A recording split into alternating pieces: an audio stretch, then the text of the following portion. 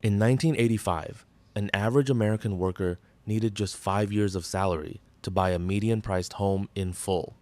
In 2025, that same worker with the same 5 years of salary cannot even cover half a down payment. Nobody announced this to you. Nobody sent a formal letter saying the rules had changed. But every morning when you wake up, you can feel it. Something is off, and it has been off for a while. Here is the core of this video. Listen carefully. The goalpost was not moved once. It was moved 3 times, and it is no longer a single goalpost. It's split into 3. You saved $50,000. That is impressive, but what you saved is only the first of 3 goalposts. No wonder it never feels like enough. Let me say something that people have argued about for years without ever landing a clean answer. The advice your parents gave you. Save, put it in the bank, buy a house. Work until retirement. They were not lying to you. They were just living inside a different version of the rules. Every generation's financial behavior is a rational response to the rules of their decade. Your parents' method worked in 1985. The rules changed, and nobody sent them or you a notice. Case-Shiller data shows that in 1985, the median U.S. home cost $80,000. The median household income was $23,000.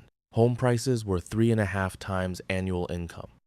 By 2024, the median home is $420,000. Median income is $75,000. Homes are now 5.6 times income. Wages went up 3.2 times. Home prices went up 5.2 times. That is the first move. It was not called a recession. It was called the Great Transfer of Wealth.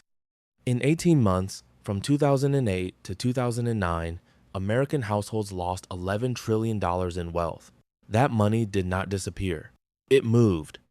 It moved to people who had cash during the crash and could buy assets at discount. The cruelest number. Black American households saw median wealth fall 53%. White households fell 16%. This was not about individual choices. This was structural sorting. After 2008, the S&P 500 rose 250%, but median wages, adjusted for inflation, barely moved. The gap between winners and losers became permanent. That was the second move. From February 2020 to early 2022, the Federal Reserve's M2 money supply went from $15.5 trillion to $21.7 trillion. A 40% increase in the money supply in 18 months. No printing event in history had ever moved that fast. Why did they print so much? Here is an explanation most people have never heard. Technology is naturally deflationary. Internet, automation, global supply chains, they make almost everything cheaper every year. Normally, prices should fall. But the entire modern financial system is built on debt expansion. If prices actually fell, the debt chain would collapse. So central banks must print money to offset the deflation. Inflation is not an accident. It is a design feature of this machine, which means printing will not stop in the next 30 years. It is baked in. That was the third move. My name is Stui, and this channel is for people who have woken up. People who want to see the real rules instead of the story they were told. Online, there are 10,000 channels teaching you how to save your first $10,000. Almost nobody tells you that the 10,000 was already diluted before you even got to it. This video will walk you through 3 things: how the goalposts were moved, why they split into 3, how to position yourself now. Quick note, I am not a licensed financial advisor. This is not personalized financial advice for your situation. This is a tool to recalibrate how you see the world. If you are making real moves, talk to a real professional. Here is an uncomfortable recalculation for you. What you earn is not really money. What you earn is a number of hours of your life converted into a storable form. Each dollar corresponds to a segment of your life you cannot get back. At the 2024 US median after-tax hourly wage of about $22, $50,000 equals 2,272 hours of your life. But wait, add your commute. Add the clothes you have to buy for work. Add the takeout you order because you are too tired to cook. Add the evenings when you cannot actually relax because tomorrow is coming. Your real conversion rate is about half. So $50,000 really costs you about 4,500 hours, 187 days of your life. Now, you put those hours into an account. Last year, inflation ran about 3%. That dilution machine just stole 135 hours from you. This is not a metaphor. This is arithmetic. Why does the traditional advice about an emergency fund no longer work? Because in 2025, the attack on your savings does not come from one direction. It comes from three. Attack 1, the steady dilution of your dollar's purchasing power. Attack 2, your career being outrun by technology. Attack 3, the geographic location you live in becoming unaffordable. The traditional emergency fund only blocks the first. Against the other two, you have no defense. Real case. In January 2020, an average Starbucks tall latte cost $3.65. By late 2024, the same drink, $5.45. A 49% increase in 4 years. This is not Starbucks being greedy. This is the real collapse of the purchasing power underneath your dollar. The $50,000 in your bank account at this rate will have the real purchasing power of $30,000 in 10 years. This is why the old advice of parking 3 months of expenses in a savings account is mathematically a slow loss.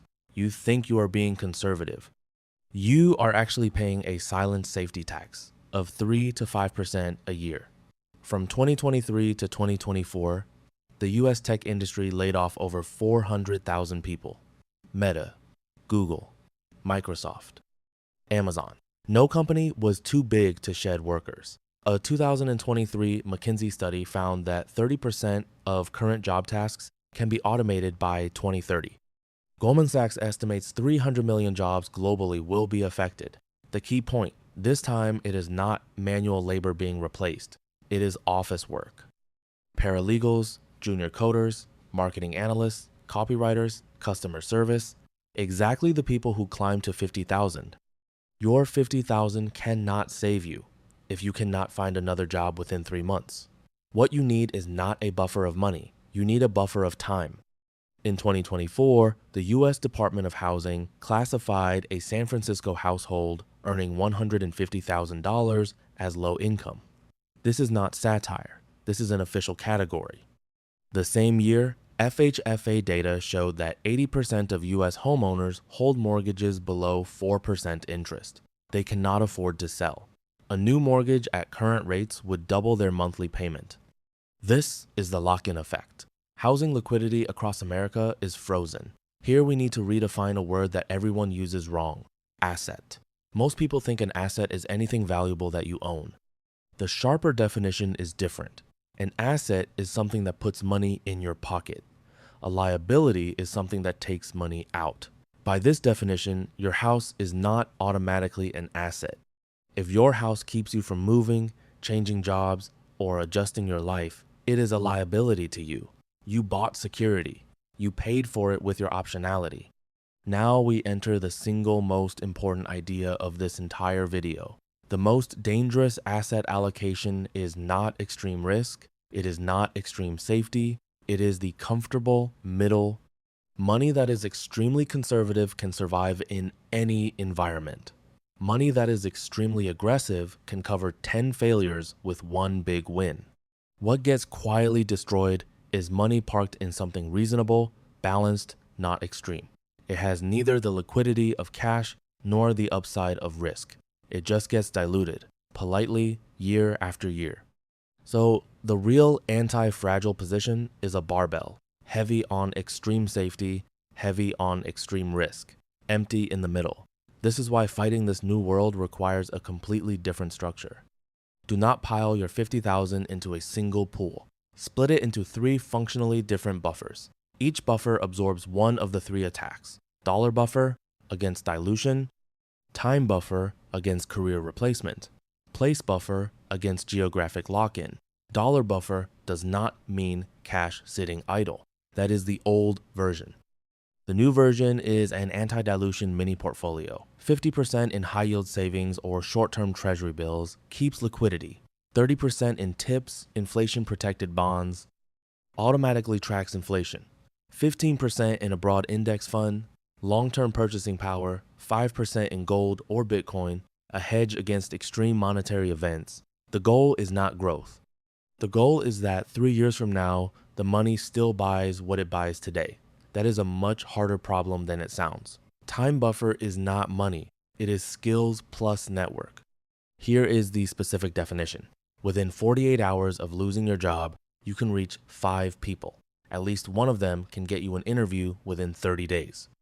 If you cannot do this, you have no time buffer, period. Building it requires 2 things.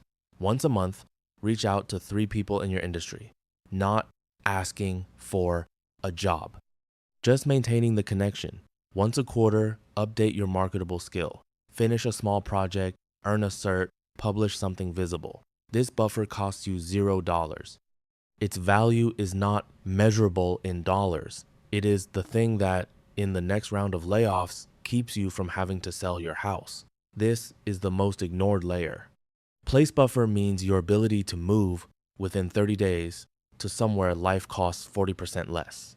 What does that mean in practice? Do not sign a lease longer than 1 year. Do not buy large furniture you cannot move. Keep at least 2 alternative cities you are familiar with, their rental market, their job market. Maintain remote capable work skills. If you live in San Francisco, moving to Austin cuts your cost of living 35%. Moving to Atlanta, 45%. Moving to Mexico City, 70%. This layer is not about escape. It is about making staying a real choice, instead of something you do because you cannot leave. Place buffer is what real financial freedom actually feels like. Now, let's be honest about something.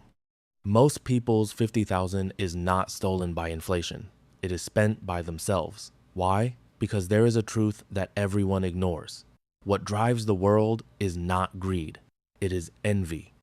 When people make their dumbest financial decisions, they are not trying to get rich. They are trying not to look worse than their neighbor. You upgraded that car not because you needed one. You saw your high school classmate post theirs on Instagram.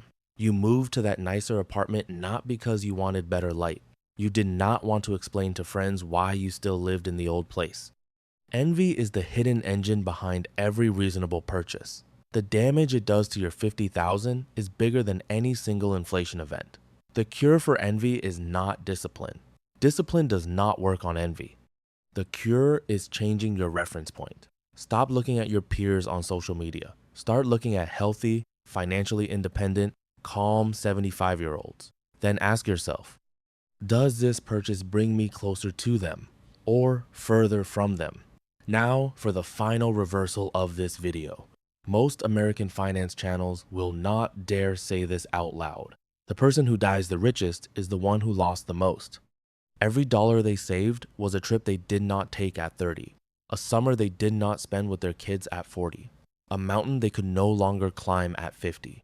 The entire finance content industry is built on save more, so nobody wants to say this, but it is true.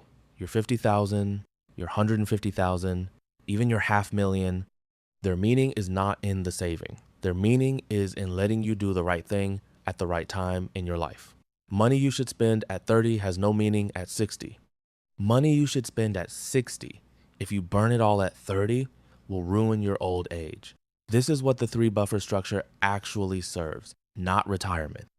Making sure that at every stage of life, you have the right resources for that stage. Dollar buffer protects you from being diluted. Time buffer protects you from being replaced. Place buffer protects you from being locked in. All 3 together protect one thing: your ability as a human being in a world that keeps changing rules to still have choices. Back to where we started. 1,985. 5 years of salary buys a house. 2025. 5 years of salary does not cover half a down payment. The goalpost has been moved 3 times. It will be moved again. Maybe in 3 years, maybe in 5, but it will move. So the real conclusion of this video is not a number. It is not a specific investment tip. The real conclusion is this: you are not chasing a finish line. You are learning how to stay on a field where the rules keep changing. $50,000 is not your goal. It is your first standing position ticket. Protect your dollar buffer, build your time buffer, keep your place buffer. Then, carrying all 3, go live the life you actually wanted to live. Because in the end, the person who dies the richest is the one who lost the most.